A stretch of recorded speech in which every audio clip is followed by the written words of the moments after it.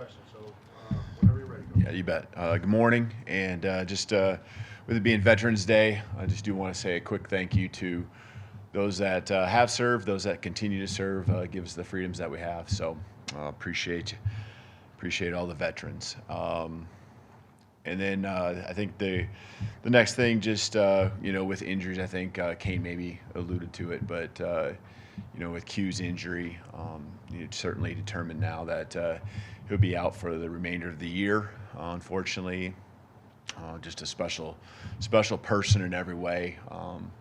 You hate to see a guy who pours so much into it, go through what he's going through. And he just, the one thing when I think about Q, it's not just what he does on the field, but pre-practice, he is mentoring, doing things for other guys. And it's just he cares so much about the team. He cares so much about just this place, and that's just something that sticks out on top of what you see on game days. And so, just a great person. He's poured a lot into this place. And then I think recapping LSU, just proud of the way the guys prepared, proud of the way that they started. The confidence that they showed early on led to the production, led to us playing our most complete game, offense, defense, special teams, always areas that we can continue to improve. Probably the biggest thing that I saw is just our kickoff team, which has been rock solid on top of it all season long, one of the best in the country. I put them up against anyone, just having some times where we lapsed there, and a couple new looks that we needed to adjust better and quickly to. So just that was one area where we need to be better.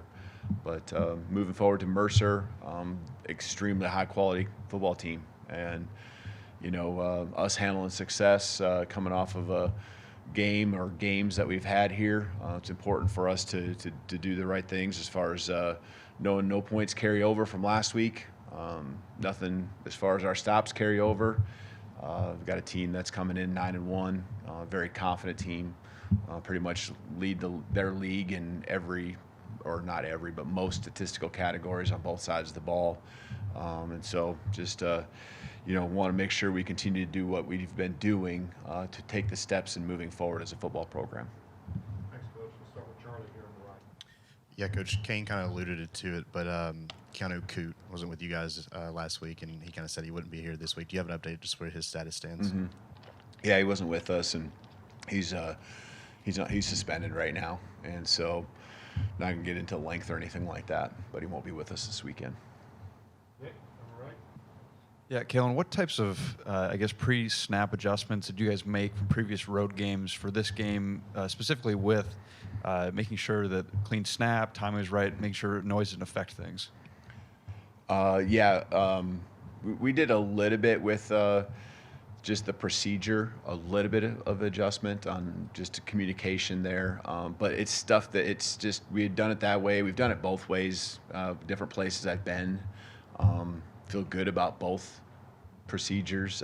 We just did adjust and tweak it just a small amount. I think probably as much as anything, it's the number of reps we got, and just this being the second time really after the Tennessee game, and then also having a bye week and just really honing in on it and be dialed, and helps when you make plays too, and there was less plays where we had as much noise, and so the percentages were more in our favor as far as just the execution piece, but our guys just did a better job handling it from start to finish.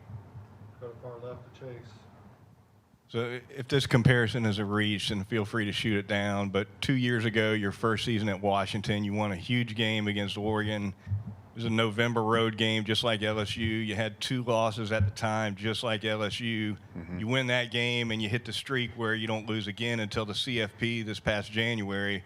Was that Oregon game a catalyst for the culture you were trying to build there? And can this LSU win be similar that way? Mm-hmm. Yeah, so our experiences that we have individually, right, we always remember them and the learning moments that you go through. For our team, they weren't through that. But for me, just, you do take in those times, whether it's that season or 10 years ago. There's just things you go through that were part of the process then. that you try to remember and try to figure out what worked and what didn't, to keep the team moving in the right direction. And honestly, it's really simple. You got momentum to build off of. You make sure you take advantage of it, and then you also continue to just keep the pedal down, keep focused on what you believe in. And we've been doing that, and we were doing that then that year, and we're doing that now. Just stay in the course, and just because all of a sudden you kind of feel like you get over a hump doesn't mean you can just let off, because it's about the next play. The next one's the most important one, and that's good. That's been our focus really since day one. It's just that now the execution, the number of reps, all of those things are helping us execute better. And so, questions probably, Nick was just up here. How were we able to, be more productive? Well, our execution is better. We weren't behind the chains, and so the playbook's more available to you. It's a lot easier to call plays, and so just all those things, those experiences that you're referring to, yeah, I'm certainly aware of those, and it feels a lot like that. But it doesn't guarantee, right? It doesn't guarantee us anything. We got to keep moving forward, build on the momentum that we have right now at this point in the year. Staying on the left side, let's go to Tony. What development have you seen from the backup quarterbacks in your unit, Ty and Dylan and Austin, just this season working behind Jalen? Yeah, good question. Because you don't see them. We get to see them, and this is what I'll tell you: that the work that they are putting in, there's guys throwing on, I guess yesterday would have been Sunday, right? Because I can envision walking outside for a second and seeing, one of the guys out there throwing at 9 a.m. in the morning, doing his thing, and others just really paying attention in the meetings and coming up and meeting individually with Mitch Dowling, with our offensive staff, Coach Sheridan, myself, just a lot of opportunities that they're all taking advantage of to help their growth. And then they get on the football field. You see familiarity with the offense, especially those, Austin had a little bit more familiarity, but then you also see growth in fundamental things. Guys that are helping out with scout team. I know last week I talked about Austin being heavily involved in the scout team. Just you see the throws, the accuracy of the throws. You just taking advantage of every rep, and these guys are doing that. And this season isn't just something that's about Jalen and like, oh, I hope I get my time. They're pressing forward and using the resources we have, and then also putting forth the effort to improve any time that they can. Go to the middle of the room to Emily Grace. Coach, you mentioned in the open that it's important how success is handled. At this point in the season, what is your standard for how that success is handled with your players, but also your staff? It's going to be the same no matter what time of the year. It's all about the next play, the next play, and then obviously for us now the next game. We talked about handling success before. We've won games earlier in the season and talked about handling success, and I still felt like the effort and everything poured into the right things was happening then too. But I also think that now we've been tested, we've been through adversity. We're a little more, we've been through the battles together, and I think we understand better who we are, but we also understand better, what we can do. And, we're honing in on what our strengths are. We've continued to really focus on the weaknesses and areas that people maybe perceive as ways to get after us on both sides of the ball. And so, I think that's the whole key, is handling success is one thing, but our just continual development and growth and improvement, that's a big deal for us right now. And that's what's happened over the last 3 or 4 weeks, is that's finally coming to fruition. You can see it in practice, and unfortunately there's been times where you don't see it in a game. Now you saw it in a game in a lot of different ways. Back right, Ryan. Coach, some of the reporters here covered Coach Saban in the past, and the players had Coach Saban as their coach.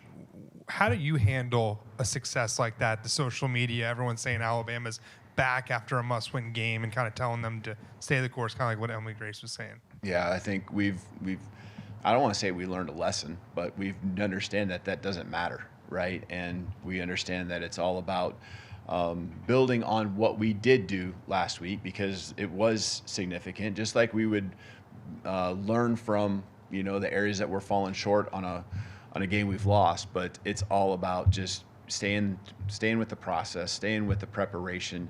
I want the guys to keep an edge, because I think there is a little bit of an edge, a little bit of a, I don't want to say chip on their shoulder. I think edge is the better word to use that we have. A little bit of, backs to the wall, kind of fighting for your life at times that I think exists. And I think every guy has a little different way of where they're driven to go out there and put forth the best effort and practice, bring the best energy that they have. What I've really challenged the guys with is to have more and more leaders stepping up. I think I've said that in here a few weeks back, is that, our young guys aren't young guys anymore. Our transfers, they're not transfers anymore. We are a full team, and we need every guy, because there's starters that now, we were just referred to Q. There's starters that aren't with us, aren't able to be on the football field due to injury. More and more guys got to step up, yes, on Saturdays, but more and more just need to step up as leaders. And the more leaders we can have that, first of all, take care of their business and bring then others that can bring the rest of the team with them. There's a lot of influence on our football team in a good way, and you can see it and feel it on the practice field, and that's where it all starts. Go to Kennington in the front row here. Kind of on that note, how did Devonte Smith come out of Saturday, and what did you see from Deshaun Jones filling in to his place? Good question. With Deshaun, he's been just right there, ready to go. We've moved him around a little bit with positions, just because he's a very versatile player, and he's got game experience, with his past, and coming in, just kind of learning things and being ready to go. I'm really proud of him for that. So I'm excited about his growth that he's had, and the opportunities he's taken advantage of, like he did on Saturday. With Devonte, that would be something I think just throughout the week we'll continue to manage and kind of see where he's at. I haven't heard the update today, but I think he'll be fine as the week continues on. Opposite side here. Let's go to Colin. Hey, Kalen, kind of going off of a couple questions, but I mean, LSU isn't traditionally a game where you get to see kind of younger players, second string. The game had been decided at that point, but to have guys like Richard Young or Ty, or guys that usually may not get to experience Tiger Stadium until they have to, until the job is theirs. What was it like to, I guess, see those guys in those roles, those younger guys, both on offense and defense, kind of be able to go up to that? Yeah, you're happy for them because they work extremely hard. Those guys, as we said, quarterbacks are working extra, putting extra time in. Getting our running backs, you alluded to with Rich, getting out there on the football field. All these guys that work extremely hard, getting a chance to go out there, be rewarded.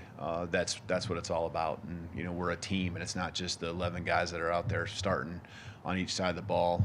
So I'm happy for them, and glad that we executed well enough to where we were in that spot to where those guys get a chance to go out and perform. And when they get their moment, they're taking advantage of it. They've done it a number of times throughout the year.